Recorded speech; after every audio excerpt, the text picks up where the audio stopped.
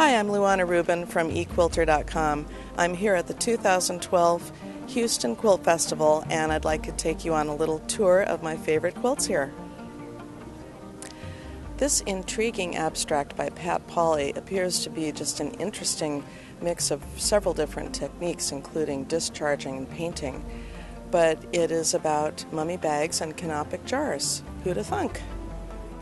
This beautiful hand-painted silk piece has been really garnering a lot of attention at the show. It was created by two artists, Nancy Starrett Martin and Karen Sistek from Kentucky. And I can only imagine the photograph that this was inspired by. Isn't it gorgeous? This quilt is called Mabel 1952 REO by Susan Kane, and it is from photographs that she took of an old antique truck that she and her husband purchased together. And I'm starting to see a little bit of a trend here in that quilters are either using their husbands' leftover scraps or being inspired by their husbands' hobbies, perhaps, to make their quilts. So it's nice to see that the husbands are getting involved even more. This is called BBK, or Bookcase Before Kindles, by Margaret Kessler, who lives right here in Huntsville, Texas. And she has created another scrap quilt, so to speak, from her husband's ties and her stash, of course.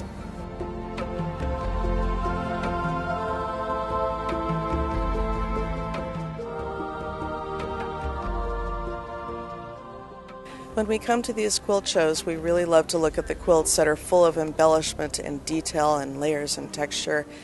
But you know, the modern quilt movement has reminded us that sometimes it's refreshing to look at something that is simple and beautiful. And this piece by Sarah Ann Smith has a very simple image with the shadow, but it's very effective, don't you think? This piece seems to be a simple quilt on first look, but if you take a close look, there's a lot of depth and texture in this complementary color palette of orange and purple. But if you look in the background, it's a hand-dyed background with spools and spools of silk thread, and the orange is actually a collage on flannel. The quilt was made by Helen Schaefer and Marian Perrault, and it's a very eye-popping quilt that, again, seems to be simple, but when you get close you see that there's layers and layers of texture and depth. Often artists will work in a series, and here we have Priscilla Kays working in a series of two, if Leafs could choose. And she has a beautiful combination of batiks and hand dyes, and I really love the combination of textures and colors that she's used here. The Modern Quilt Guild has been using solids and using a very pure design aesthetic, and a lot of it really reminds us of Nancy Crow's work. This piece is solid, it is very modern. It does remind us of Nancy Crow, and yet she manages with color and with freeform piecing to make a statement that is very unique and I think very new and fresh. 100 years ago, we used to make quilts out of scraps from clothing and bedding and feed sacks. But here's a contemporary rework of that idea. Pat Croft made this out of leftover shirts, work shirts, and cuffs and buttons from friends and family to commemorate her husband's 16 months of unemployment. It's a clever way of using your time while you're waiting.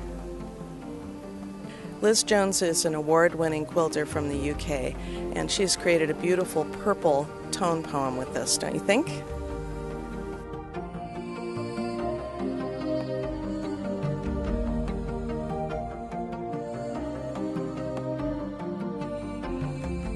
This quilt by Kathy Carter is inspired by Michelle Hill's William Morris applique designs. Notice how she has used printed fabrics to cut out the delicate William Morris applique motifs, and then she's done a blanket stitch around the edge of the applique. Well, we can't look at all the quilts here, but I hope that this has inspired you to perhaps come here one day on your own. And in the meantime, thanks for your business at Equilter.com. See you next time. Bye-bye.